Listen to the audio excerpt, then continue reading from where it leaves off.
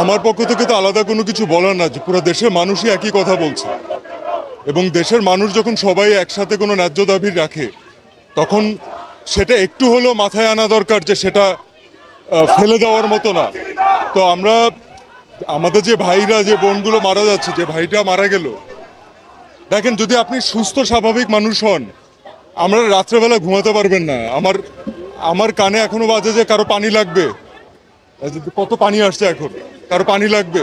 তো এটা যতদিন মাথায় থাকবে ততদিন পর্যন্ত আমরা শান্তিতে ঘুমাতেও পারবো না। এবং এটা দেশের একজন নাগরিক হিসাবে আমরা তো সারা জীবন মানুষের জন্যই কাজ করেছি। আমরা যারা এন্টারটেনমেন্ট ইন্ডাস্ট্রিতে কাজ করি, আমরা কার জন্য কাজ করি? কোনো ইন্ডিভিজুয়ালকে দেখানোর জন্য কাজ করি না, আমরা দেশের মানুষের জন্য কাজ করি। তো আজকে তাদের যে ছাত্ররা, যারা ইয়াংরা, যারা হচ্ছে আমাদের মেইন অডিয়েন্স, যাদের আমাদেরকে প্রয়োজন, আমরা যদি তাদের সাথে না দাঁড়াতে পারি তাহলে আসলে কেন কাজ করলাম? এর থেকে কাজ না করা ভালো, অন্য কোনো কিছু করা বেটার। আমার নিজের বাচ্চা আছে ভাই, আমি জানি যে আজ থেকে 10 বছর পরে, 15 বছর পরে, 20 বছর পরে ও একদিন এই ব্যাপারে জানবে এবং ও একদিন আমাকে কোয়েশ্চেন করবে যে মানে তুমি কি করছো। তখন আমি বুক উঁচু করে বলতে চাই যে না, আমি কিছু চেষ্টা করছি। So definitely I am with the students.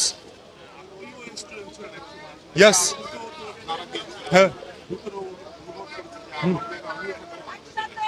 আপনি নিজেরটা বলেন, আপনার কোনো ক্লাসমেটের সাথে এমন হলে আপনি নিজে থাকতে পারতেন বাসায়? কখনো পারতেন না, এটা থাকা সম্ভব না।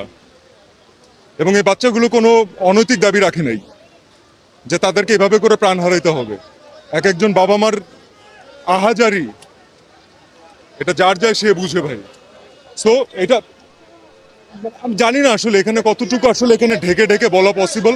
আমি কোনো ঢেকে কোনো কথা বলতে চাচ্ছি না আসলে। আর এটা এর এর বিচার যতদিন পর্যন্ত না হবে ততদিন পর্যন্ত বাংলাদেশে কোনো মানুষ শান্তি পাবে না, আমার বিশ্বাস।